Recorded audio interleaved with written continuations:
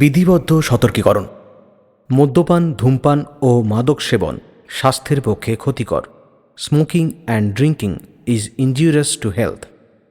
ধূসরে আমরা বিভিন্ন ধরনের গল্পের প্রচার করে থাকি, ভূতপ্রেত, গোয়েন্দা, অলৌকিক, ভালোবাসা ইত্যাদি। ভূতের গল্পে অনেক সময় আমরা দেখে থাকি তন্ত্রমন্ত্র, দেবদেবী, ঝাড়ফুঁক, কুসংস্কার ইত্যাদির উল্লেখ থাকে। গল্পের লেখক রোমাঞ্চকর পরিবেশ সৃষ্টি করার জন্য এই সমস্ত প্লট ব্যবহার করে থাকেন, কোনো রকম অযৌক্তিকতা ও কুসংস্কারকে প্রশ্রয় দেওয়ার জন্য নয়। আমরা আশা করব ধূসরের সমস্ত শ্রোতারা সংস্কারমুক্ত হয়ে শুধুমাত্র মনোরঞ্জনের উদ্দেশ্যে এই গল্পগুলিকে গ্রহণ করবেন। ধন্যবাদ।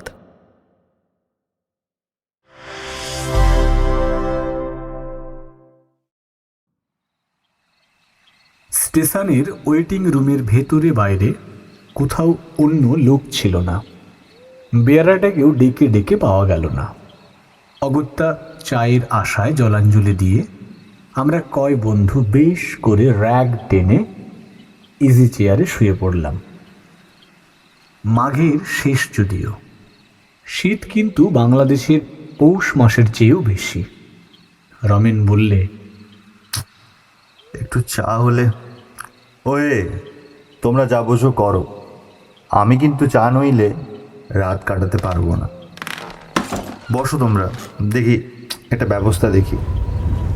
দোর খোলার সঙ্গে সঙ্গে এক ঝলক তীক্ষ্ণ শীতল পশ্চিমে বাতাস তীরের মতো ঘরে ঢুকতেই আমরা হাঁ হাঁ করে উঠলাম। রমেন ততক্ষণে চলে গিয়েছে। খোলা দোরটা বন্ধ করে দিতে গিয়ে চেয়ে দেখি বাইরে বেজায় কুয়াশা। পৃথ্বীশ আমাদের দলের দার্শনিক। এতক্ষণ সে র্যাগ দিয়ে আপাদ মস্তক আবৃত্ত করে শুয়েছিল। হঠাৎ মুখ খুলে গম্ভীরভাবে বললে, দেখ, আমার কিন্তু একটা আনক্যানি সেন্সেশন হচ্ছে। কেন বলতো? আনক্যানি মানে ভূত টুত? সে র্যাগ খুলে ফেলে ইজি চেয়ারে উঠে বসল। চারিধারে চেয়ে দেখার পর বলল, তা ঠিক জানিনি, কিন্তু কেমন যেন।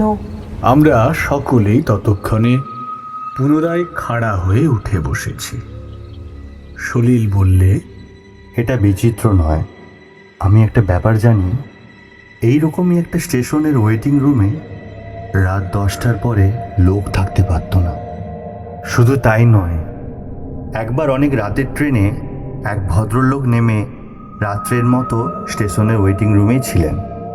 সকালেও তিনি ওঠেন না দেখে সকলে তুলতে গিয়ে দেখল তিনি অচৈতন্য অবস্থায় মুখ উপড়ে পড়ে আছেন। তারপর অনেক যত্নে তার জ্ঞান হয়। তিনি সকলের কাছে বলেন, শেষ রাত্রির দিকে এক সাহেব এসে তাকে ওঠায়।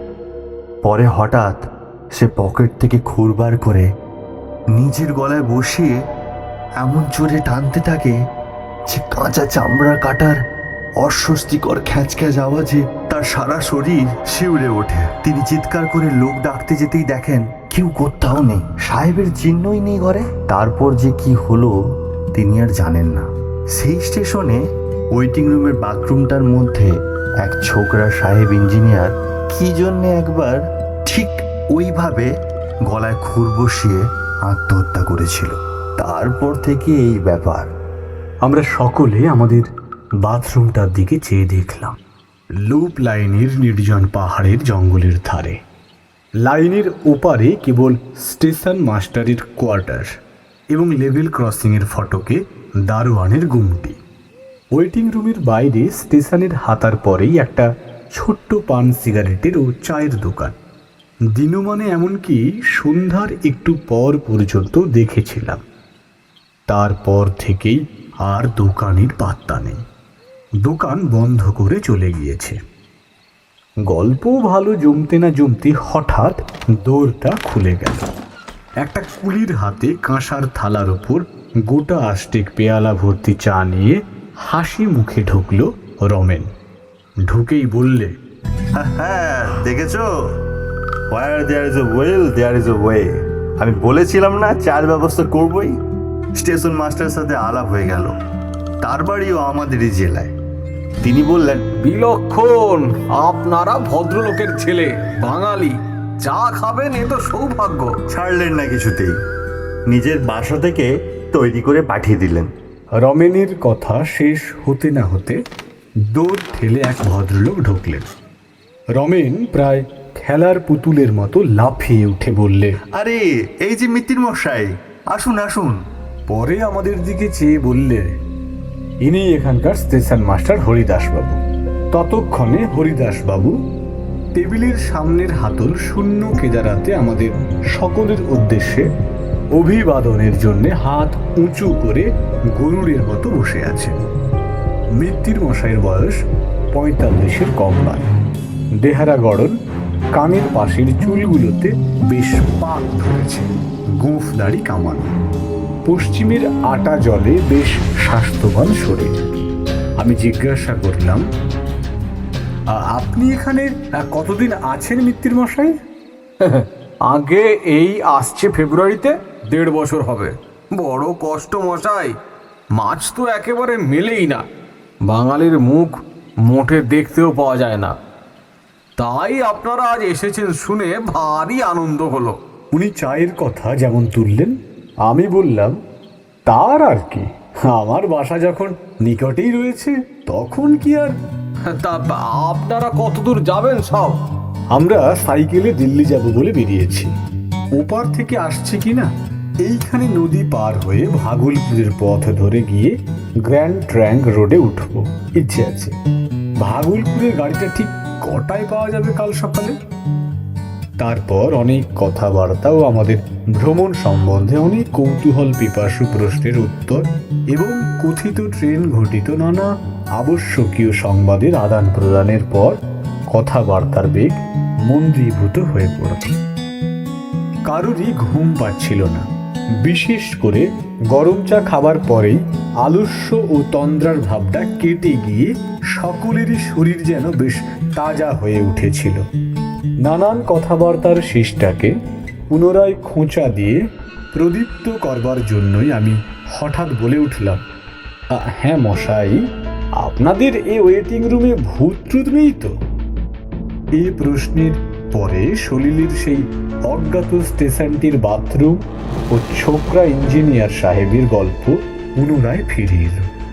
পুনরায় আমাদের একচোট হাসি হলো এবং কেউ কেউ এমন ভানের সঙ্গে ভান করলেন যে এই স্টেশনের বাথরুম সম্বন্ধে তারা ভয়ের ধারণা পোষণ করেন।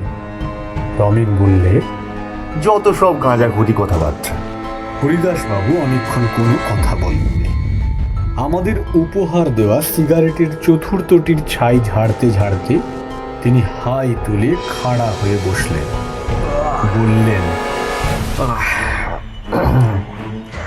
আপনারা হাসবেন হয়তো, কিন্তু আমার নিজের জীবনের একটা ব্যক্তিগত অভিজ্ঞতার কথা এখানে বলছি, শুনুন। পরে তিনি পঞ্চম সিগারেটটি ধরিয়ে নিজের অদ্ভুত গল্পটি বলে গেলেন। অনেক দিন আগের কথা। আমার বয়স তখন খুব বেশি না হলেও 12-13 কম নয়। অনেক কাকা ফরেস্ট ডিপার্টমেন্টে কাজ করতেন এবং সে সময় তিনি খুলনা মরেলগঞ্জ আউটপোস্টে থাকতেন। একবার কি উপলক্ষে তা ঠিক স্মরণ হয় না, আমি আমাদের বাড়ির সকলের সঙ্গে কাকার কাছে বেড়াতে যাই। কাকা তখন ছিলেন খুলনার বাসাতে। সেখানেই অনেক দিন আমরা ছিলাম।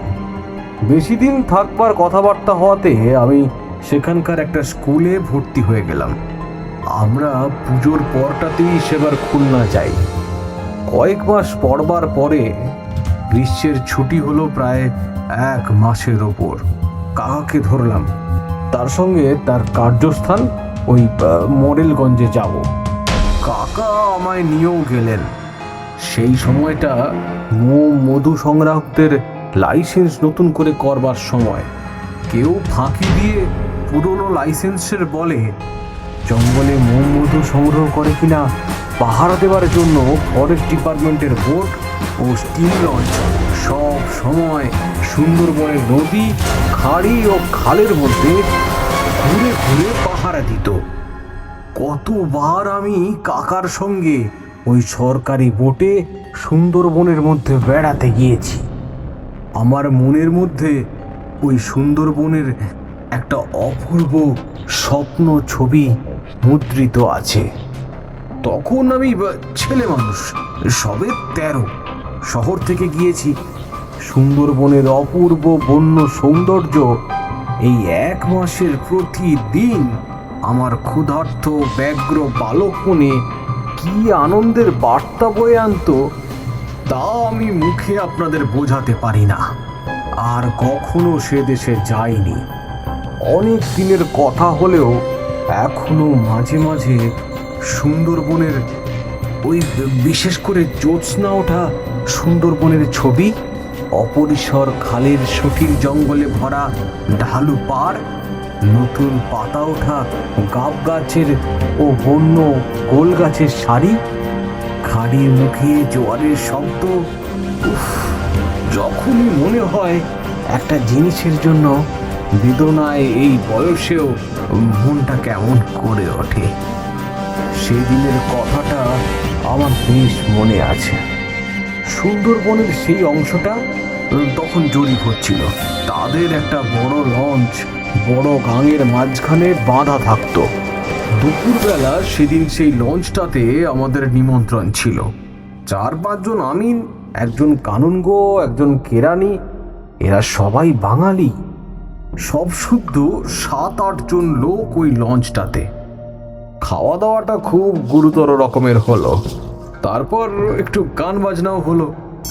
বেলা পড়ে গেলে সেখান থেকে বিদায় নিয়ে আমাদের বজরাটা ছাড়লাম। ক্রমে রাত হলো, জ্যোৎস্না উঠল। খালের দুধারে নতুন পাতা ওঠা বনের মাথাটা জ্যোৎস্নায় চিকচিক করছিল। দূর থেকে নৈশ পাখির 2-1টা অদ্ভুত রকমের ডাকও কানে আসছিল। জোয়ারের জলে মগ্ন গোল গাছের আনত শাখাগুলো ভাটার পরে একটু একটু করে জল থেকে জেগে উঠতে লাগলো। বাঘের উপদ্রবের ভয়ে সবসময় আমাদের বজরাতে 2 জন বন্দুকধারী সিপাহী থাকতো। তারা বজরার ওধারে তোলা উনুনে রান্না চাপিয়ে দিলে। রাতটা বড় গরম, ওই কুমোর ধরনের। গাছের পাতাটি পর্যন্ত নড়ছিল না। চারিদিকে একটা নীরব থমথমে ভাব। ছইয়ের ভেতরে থাকবার উপায় নেই। বজরার ছাতে তক্তার পাটাতনের ওপর এসব গ্রীষ্মের রাতে শুয়ে থাকতে খুব আরাম বটে, কিন্তু অপরিসর খালে দুধারে ঘন বন থেকে বাঘ লাফিয়ে পড়বার ভয়ে সেখানে থাকবার জো ছিল না। ছইয়ের মধ্যে বসে কাকা ও বিনোদবাবু দাবা খেলছিলেন। ছইয়ের খুলখুলিতে সব খোলা, আমি নিকটে বসে বই পড়ছি। খেলতে খেলতে রাত হয়ে গেল 10টার বেশি। সিপাহীদের রান্না হয়ে গেল। কাকা কি একটা কঠিন চাল সামলাবার কথা এক মনে ভাবছেন। আমি মিটমিটে আলোতে আখ্যান মঞ্জুরি পড়ছি। বিনোদবাবু খেলোয়াড়কে সমস্যায় ফেলবার আত্মপ্রসাদে তাকিয়া ঠেস দিয়ে ভুলভুলির বাইরে ভাটার টান ধরা জলের দিকে চেয়ে আছেন। দীর্ঘ বন, গাছের ছায়া পড়েছে জলের ওপর। এমন সময় একটা ব্যাপার ঘটল। সামনের ঘন বনের মধ্যে অনেক দূর থেকে একটা উচ্চ সুস্পষ্ট কর্কশ অট্টহাসির রব উঠল।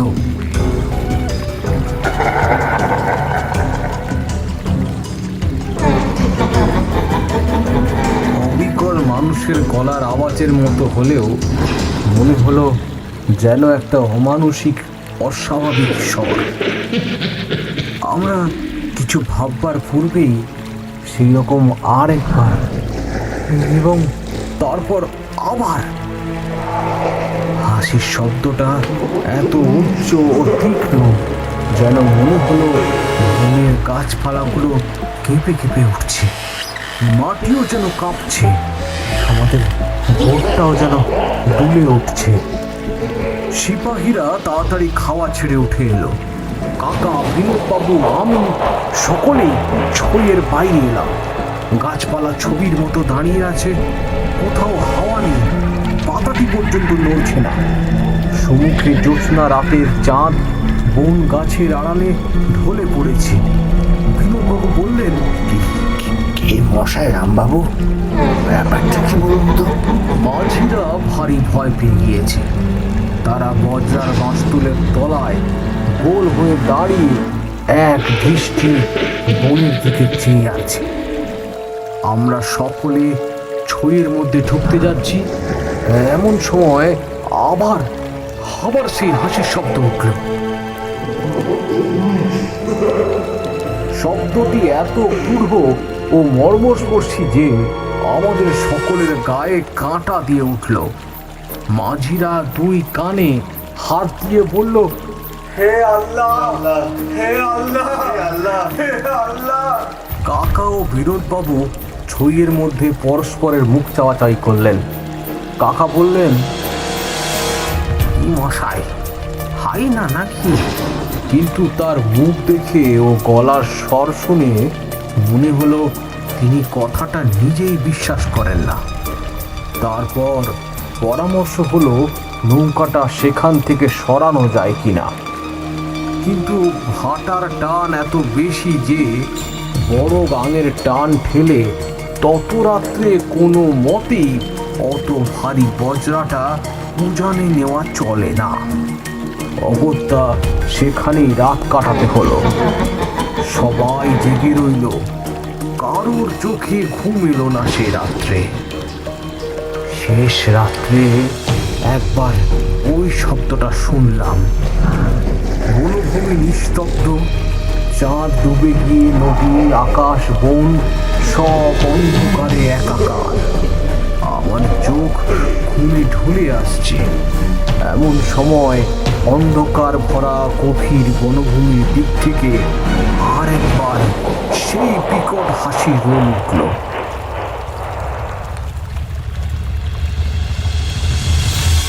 শেষ রাত্রের চাঁদ ডোবা অন্ধকারে সেটা এত অমানসিক, এত পৈশাচিক ঠেকলো যে তখন আমার বালক বয়স হলেও হাসিটার প্রকৃত রূপ বুঝে বুকে রক্ত যেন হিম হয়ে গেল।